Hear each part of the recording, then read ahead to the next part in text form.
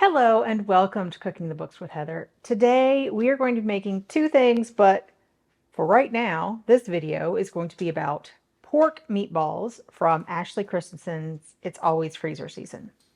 So this recipe, I've got most of the ingredients here, but we have to do something and then wait an hour. So that's kind of annoying. But I'm gonna be making a double batch because it I think makes the one batch, she says, makes 24 meatballs. I like to have a lot of meatballs just sort of waiting and ready for me. And I thought that, a double batch would be better. So we're making a double batch today. So in this bowl, I have some, she says, white bread. My bread is soft sandwich bread. It's oatmeal based, but it's just sort of sandwich bread. I used the end pieces because I save those in the freezer because nobody generally eats them. So I saved them in the freezer for making breadcrumbs and things like this. So I have the bread here that has been cubed, and we have some whole milk-ish. And I'm just going to soak the bread in this milk, and it needs to sit for an hour. So I'm just going to give it a bit of a toss, and I might toss it again, I don't know, in a little bit, just to make sure it all gets soaked, because that is the plan here. It all should absorb this milk. So we will see you back here in an hour. Our bread has been soaking for over an hour now, and we're going to strain out some of that milk that we have soaked it with, which doesn't make a whole lot of sense to me, but I mean, okay. Got a strainer set over a bowl, and we're just going to press out as much as possible, and then we're going to put it in our food processor.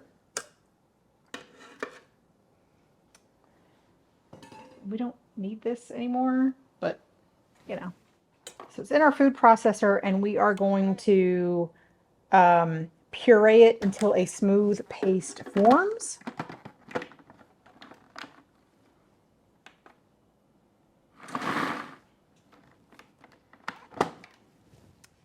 I think that's as smooth of a paste as we're going to get. So let me get a bowl to put all of this other stuff in when we're done. Pretty large bowl here. And I'm going to take this out so I don't ruin my spatula.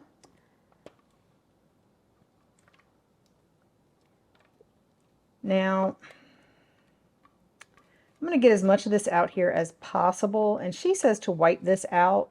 I don't want to do that. I don't like it. I don't think it's necessary. Everything that's going to go in here is going to go into the same bowl. And it just, I don't think it matters. I'm going to put this over here for now. Sorry, Truffa. And the next thing, first we have some soppressata. This is a sausage, basically a cured meat. And again, I'm doing a double batch, so that is the amount we need for the double batch. And it says chopped. I chopped it roughly. And then we have some beef hot dogs for emulsification, I guess. What it calls for. She says they tried it with mortadella and it was not good. So she says it's not going to taste like hot dogs. It's not going to be overwhelmed with hot dog flavor. So now we are going to pulse until finely ground. So now I need to look at it because I think that's pretty finely ground. I'm going to call that good. Now we basically add all of the other ingredients in here.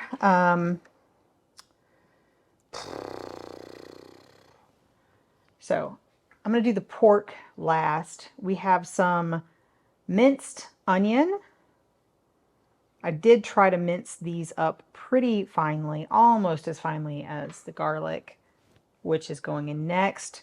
This is minced, not pressed in a garlic press. And then we have oregano. It might be slightly more than the recipe calls for, but that's fine. I don't care.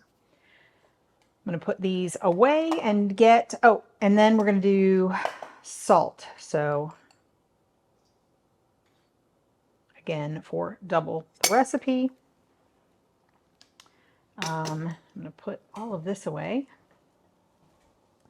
So we need some whole eggs, large eggs. I'm going to go ahead and add those. There we go. And now I'm going to go get our ground pork.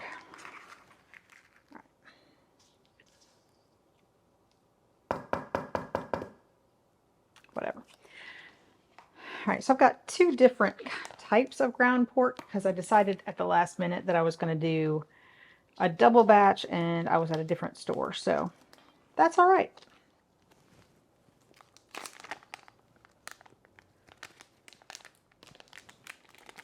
There we go. And now I'm going to mix this up with my hands.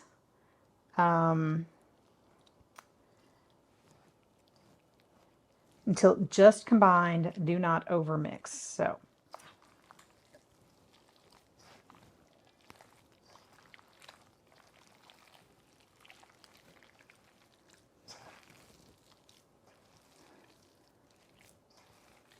okay. I'm saying that is combined enough. I'm going to go wash my hands. Now, there's a step that I missed. And if I had noticed this, I would have done this before I made our sauce. Because we are supposed to let this sit in the refrigerator for at least an hour. We're not going to do that because we want to eat tonight. That happens a lot on this channel. So I'm going to scoop out the number that we want for tonight with my cookie scoop here, which is about 2 tablespoons, which is the size she says. So I'm going to scoop those onto this pan, and we're going to bake them in a 375-degree oven for 13 to 15 minutes because they are they're not frozen. I'm going to let the other ones, I'm going to let the rest of it sit in the refrigerator for a while and make them into meatballs probably tomorrow. She says up to 24 hours. And then we'll see if they're any different after they've been sitting. Maybe, I don't know. Because we're supposed to let them sit for an hour, but I am not going to do that to my family considering it is almost 7:30 already. So I'm going to scoop out like 3 per person or so. I don't know.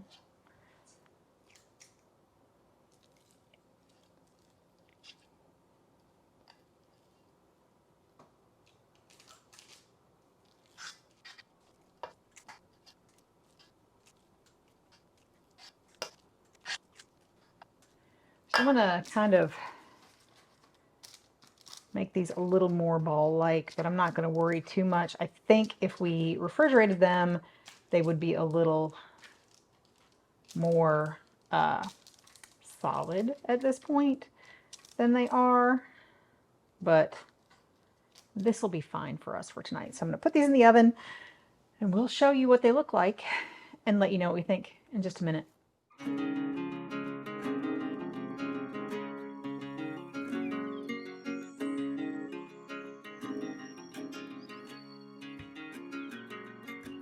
On this episode of Cooking the Books with Heather, you watched me make pork meatballs from Ashley Christensen's second cookbook, It's Always Freezer Season. And we liked them. I don't usually make pork meatballs. My meatballs are usually beef-based, although sometimes I do add pork to it, use a mixture. I definitely have never made meatballs with hot dogs in it or with soppressata in it, anything like that. So that was interesting. A little, I was not sure about it, but turns out they were delicious. I made a double batch, so I'm glad we liked them. And I still have some in the freezer. It was really helpful to be able to pull them out and cook them one day when I think my husband and I had some leftovers to eat that the kids weren't interested in, and I had to feed the kids something, so I was able to really quickly